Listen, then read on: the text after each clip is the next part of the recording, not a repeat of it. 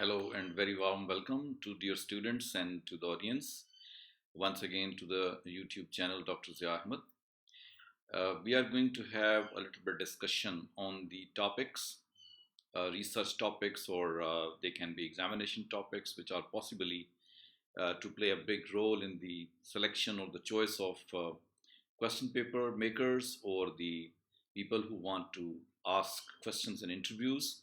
In this respect, we shall be discussing some of the aspects of Chinua Achebe's novel Things Fall Apart. This video is going to be very useful for the students who are going to appear in the BS examinations or master degrees examination. Alongside, it can also be very useful for the people who are preparing for different interviews, GAT tests, or any other type of tests which are based on any post-colonial text. So here is the very first thing like that. So the topic is also very much relevant to that. For example, if you look at the topic, it is examination topics. In Achebe's Things Fall Apart. This is what we shall be doing in this video. So let us proceed. The very first slide I have dedicated to understand what possibility of the topics can be there in this text, Chinua Achebe's novel Things Fall Apart. For example, the very first one is Akanko, the protagonist of this novel. Same is the case with the title of the novel, that is also debatable and can have multiple connotations. Achebe culture is the third important task that the students should be doing with.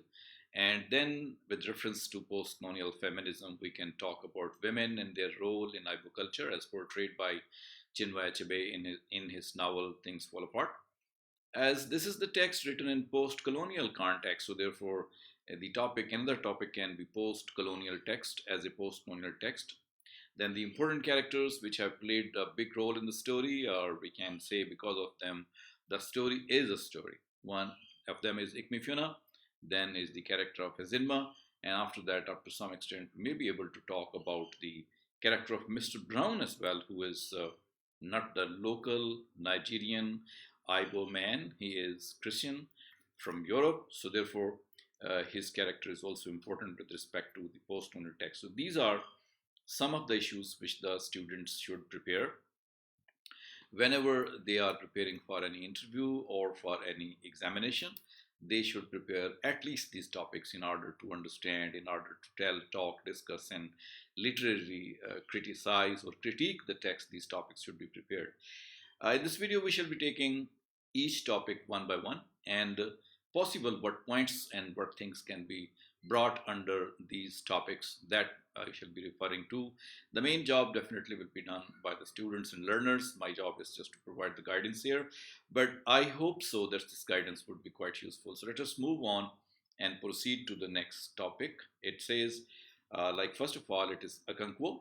If you look at the picture also, it is a picture selected by me in order to point out what a particular Igbo man possibly can appear. So this is the way the Igbo man would appear and Akanko would like to appear.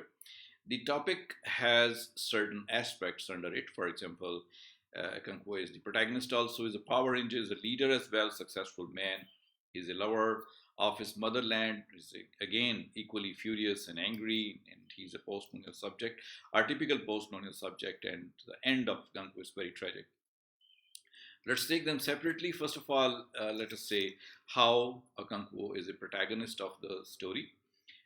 On four reasons we can quote in order to prove that he's the protagonist, because first of all, the story begins with him and he is shown to be the most powerful person because he's able to defeat Emelinze the cat, not only clever but also powerful wrestler. Akanko proves his power by defeating him, and whenever he is at his home, whenever he is in the market, whenever he is cultivating his land, he appears to be very powerful. Single-handedly, he can do anything. He can fight with anybody.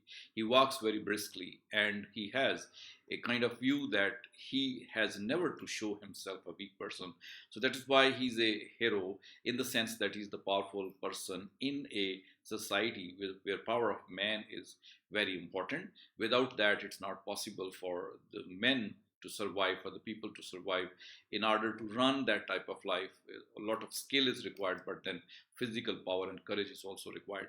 And then Akanko is the very person who meets the tragic end, not for himself, but for the sake of his people, but for the sake of his land, he meets the tragic end.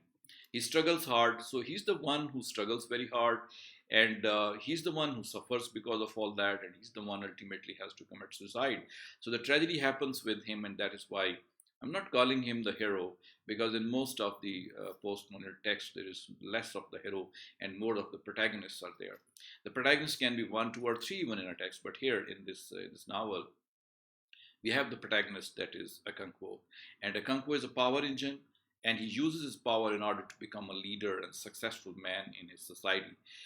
According to Ibo culture, the man who can grow yams sufficiently, he has not to borrow yams or money from someone, and he can marry one, two, three, four wives as far as his income allows him, and then he can stand erect in the problems which they come. And if the tribe has to fight with the opposite clans or the enemy clans, then he should be there to fight bravely and courageously and defeat the people as well. If such a man is there, he would be called a successful man, and he would be awarded certain titles. For example, in this novel, if we see the elder men include a Kankwo in their council of the tribe just because he was able to defeat Emalinze the cat.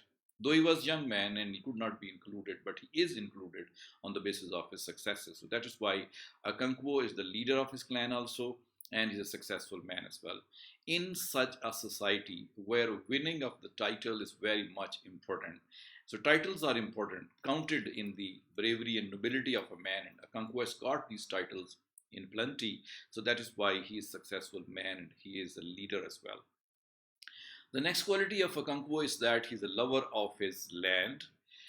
He displays this quality number of times. For example, when he listens to that the white man has come and he has started to rule over, at that time he's the very angry person, and he wants the people of the white nation to go away and to leave his people intact, whatever they are. So he thinks it's a type of rape of his own mother, that the foreign people and foreign bodies who do not belong to that land, they have landed into his area and they are going to snatch these things from him. So he's a lover of his land. He wants these people to be expelled from there. He is the one who tries to bring all the people together. He tries that the resistance should be conducted, but it's not possible for him alone because many of his people are separated from him. And besides that, many of the people are have joined hands with the white man and they are not ready to fight alongside Akanko because they say that if they fight, they will be killing actually their own people. So in that way, Akanko proves himself to be the lover of his land. He really takes his land as the motherland. He really wants to protect it and wants to fight for it and wants to sacrifice for it as well. Akanko is an angry man and a fighter as well. If at all we have some type of flaw in Akanko as a hero, it is his anger, that he is unable to control his anger. As in the very first chapter, students read that Akanko had a kind of problem with speaking, and that problem would highlight itself, rise very much when he was in anger. He started to prattle, he started to speak the words which are unable to be understood at that time when he was angry. And in his anger, he is the one who can fight with anybody at any time. He cannot control his anger. So because of his anger, he beat his wife in those days when the beating of the wife was not allowed. And it was his anger also. At many occasions, he was not able to get the support of the people. And that is why this anger proves to be a flaw in case of Akanko. Though positively speaking, this is a very anger which makes him a hero of his nation, of his people. But then, in the drama context or in the fiction context, we can see this proves to be a tragic flaw. There's his anger because of which he kills the men of English people, and as a result, he commits the suicide as well. He is a particular post-colonial man as well. He's a post-colonial subject as well, because he is the one who is the symbol of not only resisting the intervention, but also trying to put up a bold face and ultimately giving in to the power of the colonialism. When colonialism entered into Okonkwo's land, he was the one who didn't like it at all. He was the one who tried to resist them. He was the one who tried to become the leader of his clans, of his people, in order to teach them that they should never hand over their land to the white man. and that is why he was the leader of resistance. But the resistance was ultimately crushed, and the whole of Igbo people's land came under the attack of the white man of colonialism. So that is why his resistance, his efforts, and then ultimately giving in the shape of a suicide. That also is the process of colonialism and post-colonialism. So that is why Akanko is not only a post-colonial subject, but also goes to represent the resistance of the people from his side. And when we read about him, written by Chinua Achebe at that time, he becomes a spokesman of his people, that how he would like to represent his people as well. The end of Akanko is very tragic, as everybody tries to see and tries to know. That when he found out that it's not possible for him to continue to fight with the white man, especially at that time, when his clan is not ready to fight alongside him, he commits suicide. The reasons may be any. Some of the people may be saying that it's a cowardly act because he should have bravely fought, like Temur of India, like Hyder Ali of India. He might have fought and gave his life there, but he didn't do that. Instead, he committed suicide because he therefore becomes coward according to certain opinion. But he is the person who didn't want his body to be handed over to the white man, and that is another version of that. That he would like to live as a free man, not as a man who is a slave. So it was for him a better choice as compared to, die in the hands of the white man as a slave. Instead of this, he chose to die as an independent man. So that is a positive view of that. But in both cases, the end is very tragic. That a man who is so successful in his culture, in his society, and he is having number of titles, and he is counted among the people to be the brave man, the warrior example for example. But even that man has to commit suicide. So that is why the end of Akanko is very much tragic. Okay, so this much we can say about Akanko, and for these points, definitely students can find out number of portions of text which I've been teaching in the class. And if you are not my student, you can see text visibly portraying all these characteristics. So if you write any note on Akanko's characteristics, you should include some of the evidences from the text or from the critical theory. It will be quite good to prepare such an assignment on this Akanko with respect to examination and with respect to the interview skills you want to develop. So that would be very helpful as we talk about that. So let's take the next topic and see what else can be there. The next topic, as I can show you, is going to be Things Fall Apart itself, or title of the novel. So the title of the novel is very significant because it's not only post-colonial, but also it is indigenous title, it's a religious title as well. When we talk of the political, for example, at that time we can say that it is the kind of federation of Akanko's people, where the Mufia people were 9 villages, and then all of a sudden their village center becomes weaker, and as a result, the side periphery villages cannot hold together, and as a result, the things are scattered, and so things are falling apart. So, political system, whatever the people of Igbo culture had, that was under disruption, and no centrality was there. In the absence of that centrality, definitely things were falling apart.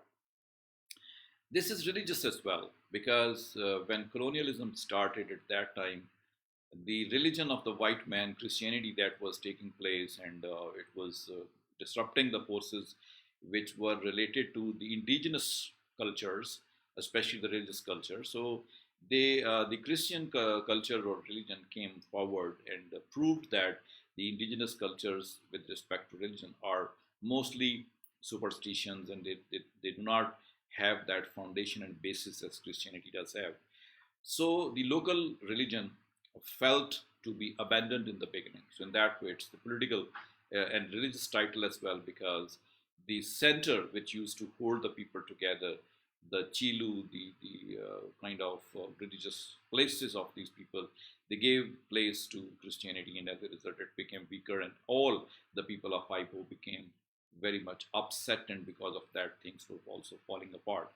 As far as colonization is concerned, some of the people talk about 1940s when they say that when colonization begins at that time, colonial master was very strong, but with the passage of time, he started to lose his power because of the First World War and the Second World War.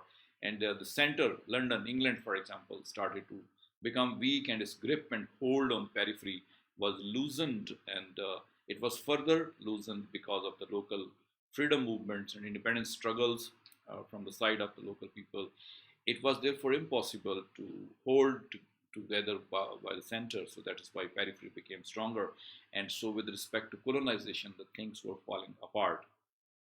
Same thing we can talk about Ibo culture. Ibo culture had number of issues because of which it was able to keep the Ibo people together, men and women together. The tribes were together. They had the type of federation as well. But the culture was only suitable to the people of Ibo, and this culture of Ibo people could not compete with the white man's culture, whatever he had, and the bonding force, the cultural force which was keeping these people together, that was scattered and shattered because of the white man's cultural arrival, and as a result, things were falling apart with reference to the culture of the Ibo people as well. This title is significant with respect to the post-colonial theory as well. For example, post-colonial theory says that the white man, came in the area of the people of Asia and Africa in order to talk about and give benefit to the people, teach them and to make them useful for their societies and provide them facilities and in a way to enlighten them and to bring them out of savagery and out of ignorance. That may be the very beautiful goal, but the similar goal was very less realized in certain areas, and it was evident that most of the time it was for the sake of gaining power, for the sake of gaining control over men and material, and having benefits of trade. Possibly these things were continuously happening, and ultimately, when it had to go back, the white power had to go back at that time. Decolonization took place, and the systems which were established in that way, they were abandoned, and the people were again left on their own. The indigenous people were left there.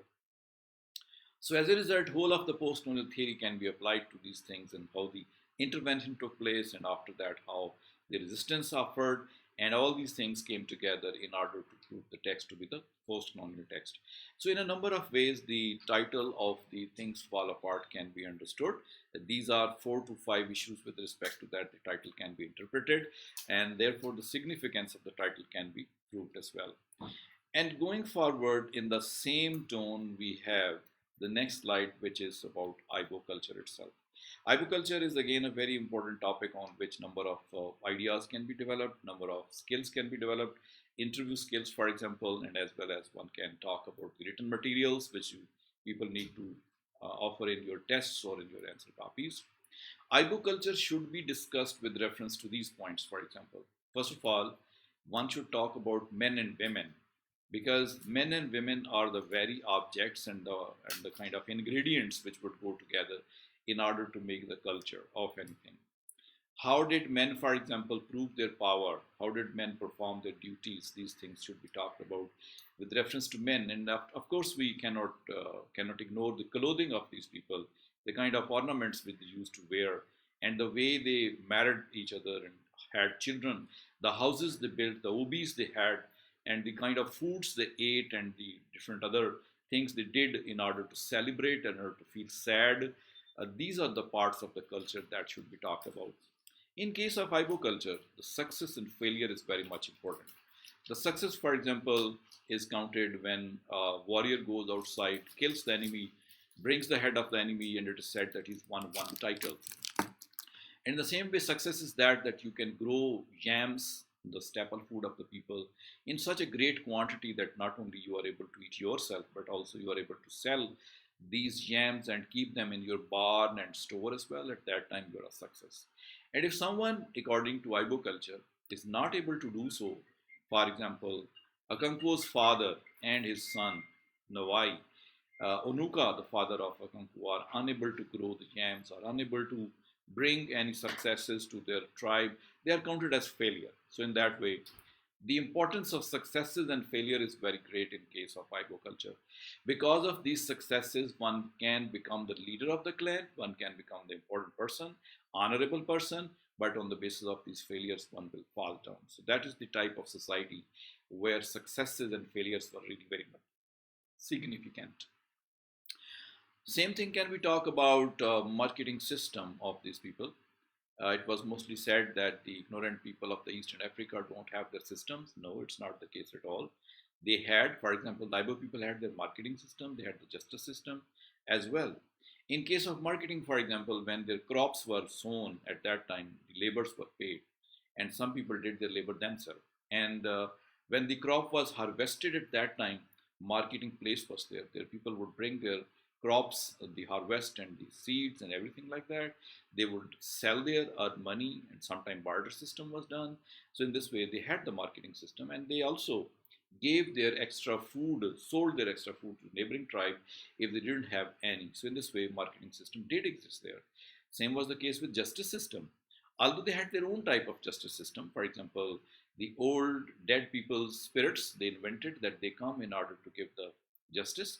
Same was the case with the gatherings in marketplaces where the courts used to listen to the conflicts of the people, and they used to give certain decisions there. So in this way, justice system did exist. Two examples of that justice system are present. That Akanko was punished at that time when he beat his wife Ikwifi during the holy days, that he had to sacrifice his animal for this purpose. Secondly, it was the exile of 7 years that Akanko had to do, though the man was killed accidentally, not by intention, but the man was killed. The murder was there, so that is why punishment came to Akanko, and Akanko did bear that punishment completely. So that's the proof of the justice system, the obedience of the people to the justice system. Same was the case with Ikmifuna and his sister, who came to their family because of the murder done by one man of an opposing tribe. He killed the woman of Mufia, and so the punishment was there. The Kampo people or the Ibo people did have their religion as well. They had their personal gods also, which they called as Chi. They had their priest also, Chilu, for example, they had. They had their oracles as well. They had their system designed according to religion. They, in order to teach the people, had invented the system of Igwu Guvu as well. These Igwu Guvus were the spirits, 12 spirits of the old people who used to come at special occasions in order to give decisions to the people, in order to keep peace, in order to observe a kind of relationship of the people and bonding of the people with each other. They played a role. So religion was there. Same was the case with festivals. These most of the festivals were attached with the growing of the crops, and then it was about selling of the crops, as it happens in most of the agrarian societies, that festivals were related to the crops only. So they had their own festivals. As for example, they were very happy at that time when the yam crops came to their home, and they were able to enjoy the food in different shapes. They prepared breads from that, some curry from that, some fufu type of sweet things from that. So everything was possible, and at that time, people would sing song and dance at the time of their marriages as well. So functions and festivities were present in the culture of the Awi people. Same was the case with their agrarian culture, because it was a landed community, an ancient community. Machine was absent there, and so everybody depended on land. So if somebody was doing business, he also depended on land, and somebody was cultivating crop, he also depended on land. So it was 100% an agrarian society, which believed in growing the crops on their land and selling and eating those crops and depending very much on their land instead of depending on the machines. So it was totally a traditional agrarian culture bonded together with the land in which they lived. It was a type of tribal system as well, because as we know that the Mufia Federation was the federation of 9 tribes, 9 villages together.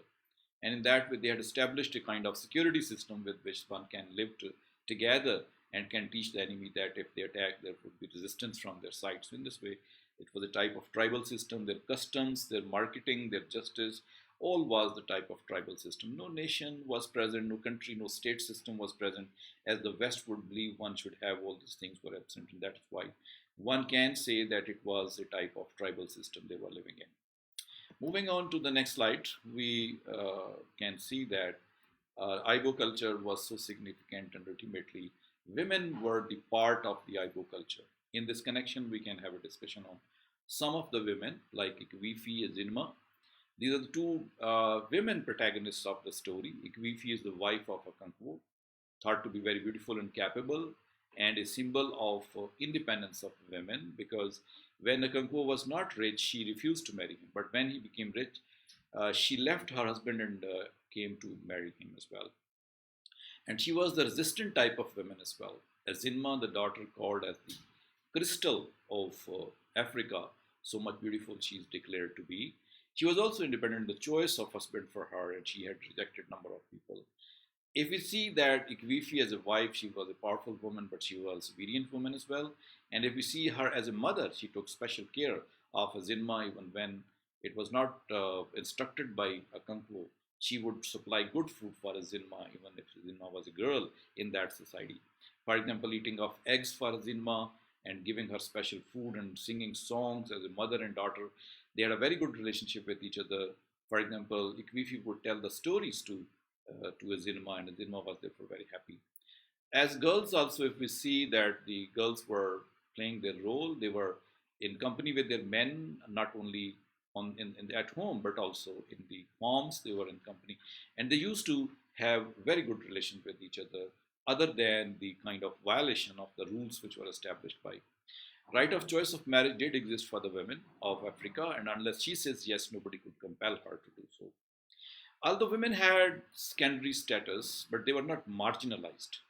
They were given spaces. For example, one of the things which I could found very interesting in the text was that when guests came and wine drinking ceremony was performed at that time, if men drank wine, women were also invited to drink the wine, and the elder wife was given the chance of drinking wine first of all.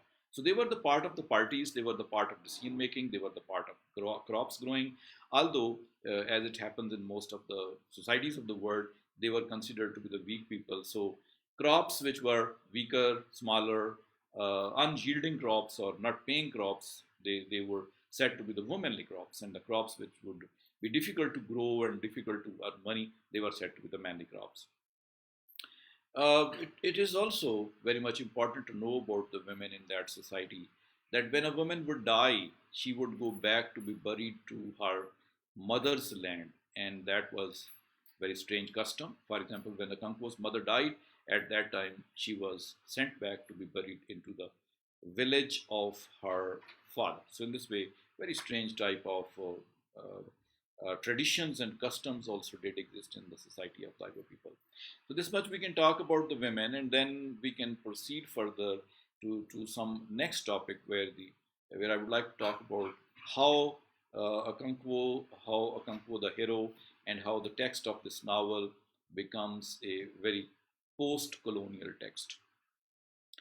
We should keep in mind all the time that when colonialism comes or the post-colonial situation is talked about, two things are very important to see and discuss: that the indigenous culture is intervened or interfered.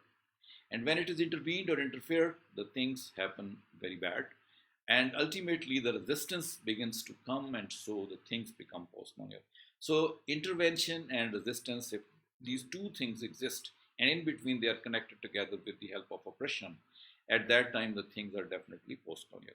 So, seen in this context, we can see that Igbo culture was existing all the time, and Igbo culture people was enjoying their life according to tradition and customs.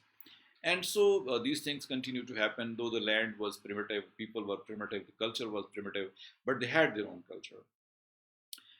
People definitely, the people of the Mufia were not having a state or a country or a nation, they were tribes.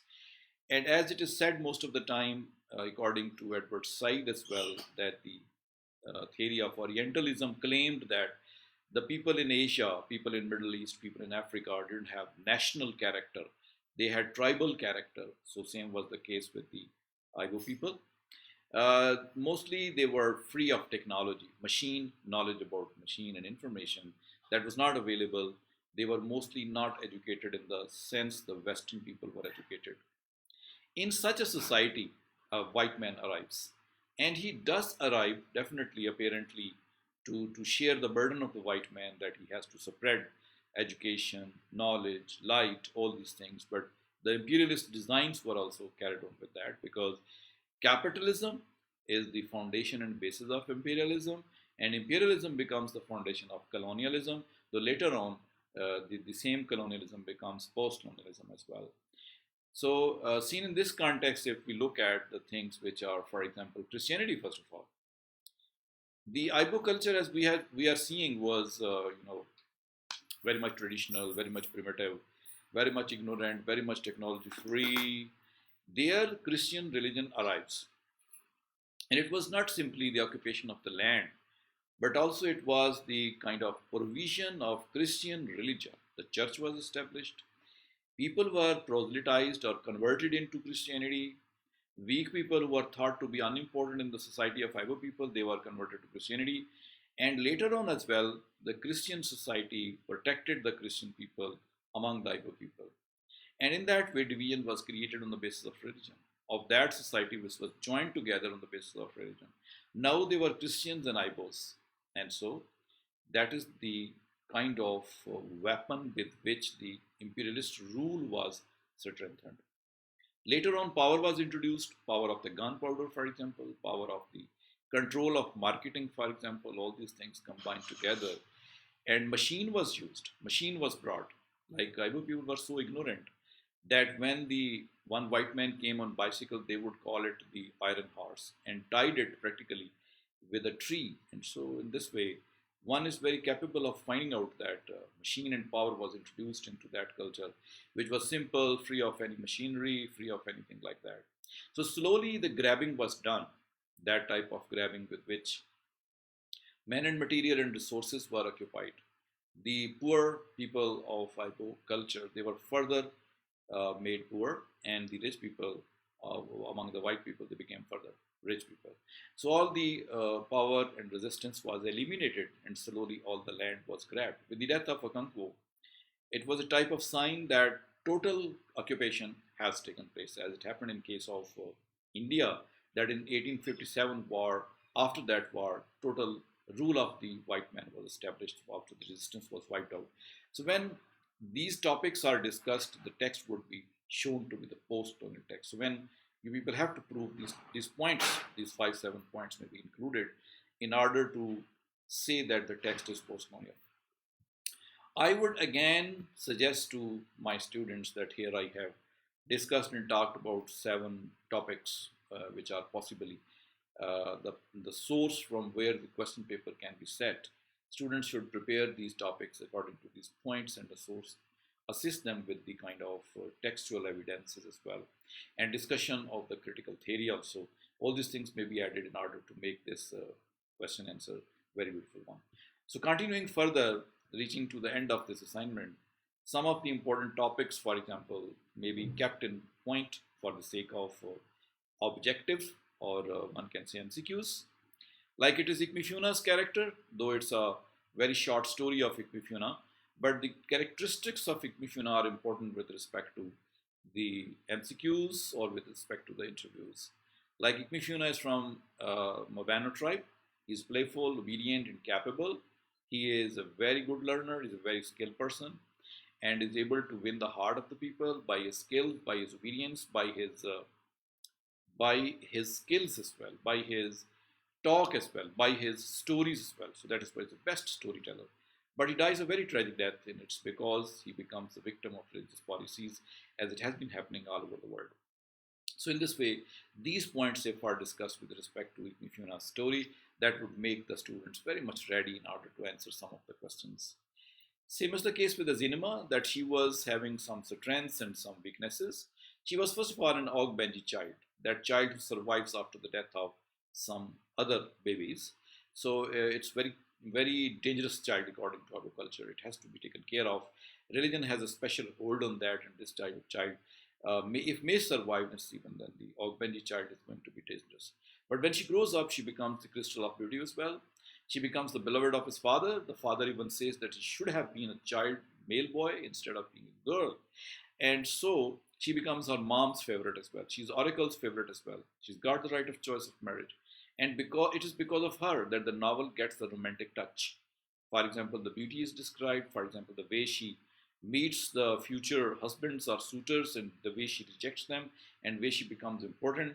And the introduction of that young girl makes the novel up to some extent romantic as well. So if Azinma was not there at that time, definitely the novel would be totally a political description of the situation. It is the presence of Azinma which makes it beautiful, romantic, and attractive as well.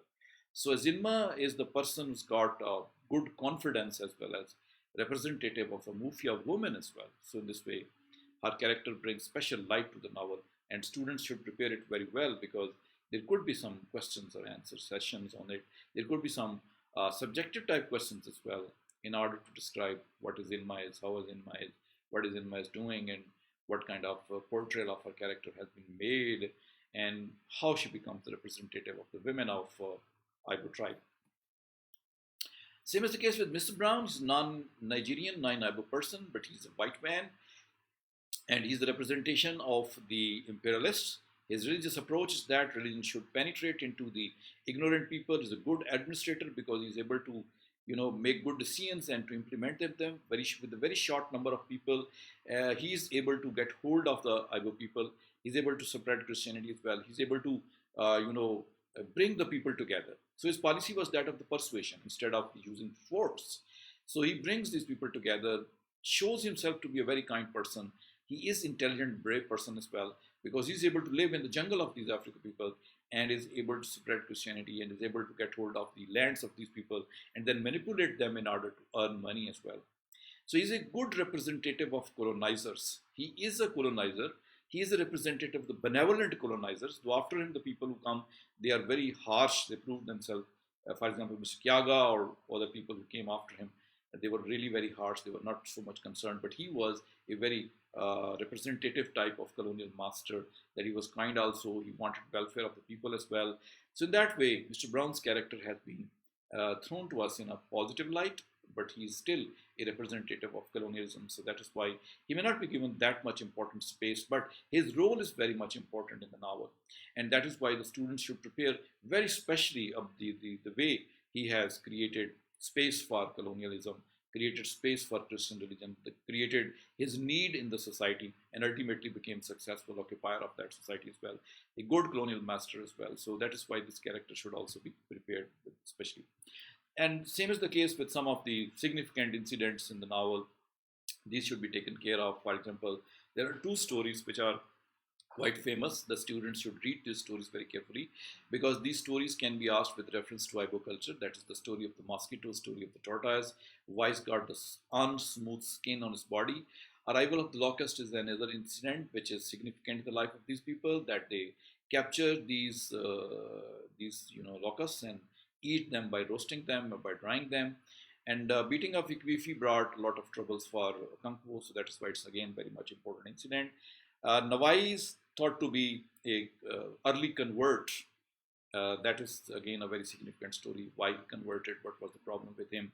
What was the reaction of the father? All these things should be considered. Igmifiona died. I have discussed earlier as well the situation in which he died. He was a victim of religion. 7 years exile is again an important incident of the novel. Should be taken special care of. What is Iron Horse and why the people would call it Iron Horse? That should also be discussed in very close contact of the text. How was the church established? Why some people were called ash buttocks? Probably they wore the clothing on their buttocks as knickers. These were ash color, and that is why dark gray color they had, and so they were called as the ash buttocks. Who were the Kutamas and who were Igwugwus? All these things should be searched out.